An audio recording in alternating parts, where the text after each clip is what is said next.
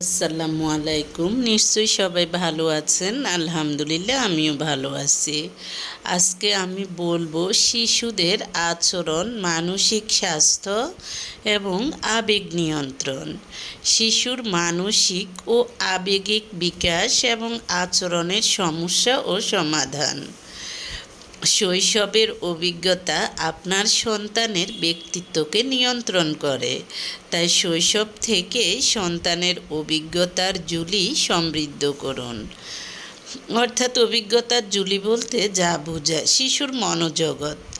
সন্তানের মন বুঝতে হলে শিশু মনতত্ত্ব জানুন। ছোট্টবেলা হচ্ছে জীবনের উপভোগ্য শ্রেষ্ঠতর সময়ের অন্যতম ধাপ। শৈশবে কাটানো সময় আমরা সারা জীবন মনে রাখি। শৈশবের একটা নির্দিষ্ট চাহিদা থাকে, সে চাহিদার সাথে বড়বেলার মিল নেই। এই চাহিদা অস্বীকার করে বড়রা যখন নিজেদের মন গড়া কোনো সিদ্ধান্ত ছোটদের উপর চাপিয়ে দিতে চান, তখন ছোটদের কোমল জগতের ভারসাম্য নষ্ট হয়। শৈশবের রঙিন দিনগুলো কাটানোর অনেকগুলো ধাপ থাকে। তার মধ্যে উল্লেখযোগ্য কয়েকটি গুরুত্বপূর্ণ ধাপ হচ্ছে পড়াশোনা। পড়াশোনা বা আমাদের দেশের প্রেক্ষাপটে শিক্ষা ব্যবস্থা নিয়ে আলোচনা করতে গেলে সবার আগে উঠে আসে শিশু মনস্তত্ত্বের প্রসঙ্গ। শিক্ষাক্ষেত্রে শিশুদের মনস্তত্ত্ব না বুঝে শুধুমাত্র দেখা যায় যে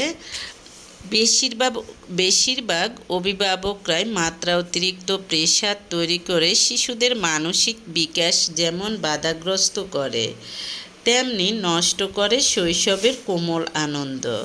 তবে শিশু মনস্তত্ত্বের পরিধি এত বিশাল যে শুধুমাত্র শিক্ষাকেন্দ্রিক পরিসীমায় তাকে বিশ্লেষণ করলে হবে না। এর বিস্তার পরিবার, সমাজ তথা সর্বস্তরে। কিন্তু শৈশবের বড় একটা অংশই যখন পড়াশোনার কাজে ব্যয় হয়, তখন এই বিষয়ে শিশুদের মনস্তাত্ত্বিক চিন্তাধারা বা অবস্থান জানা বিশেষ দরকার।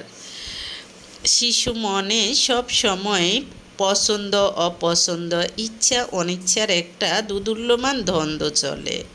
শৈশবের ভালো মন্দ মিলিয়ে অনেক ঘটনার প্রবাহ মস্তিষ্কের স্মৃতির রক্ষণাগারে থেকে যায় পরবর্তী জীবনের বহুদিন পর্যন্ত। তাই মনোবিদদের দাবি অনুসারে শৈশবের কোনো ঘটনা পরবর্তী জীবনের কার্যকলাপকে অনেকাংশে প্রভাবিত করতে পারে। এ কারণেই শৈশব থেকেই সন্তানের মানসিক গঠন ও আচার আচরণকে একটি নির্দিষ্ট পথে চালিত করতে শিক্ষার বিশেষ প্রয়োজন।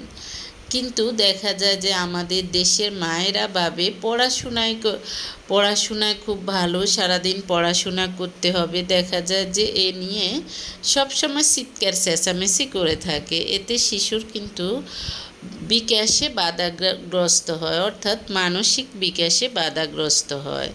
শিশুর আচার আচরণ থেকে তার মনোজগতের প্রকৃতি বুঝতে চেষ্টা করেন শিক্ষক শিক্ষিকা ও অভিভাবকেরা। শিশু মনস্তত্ত্বের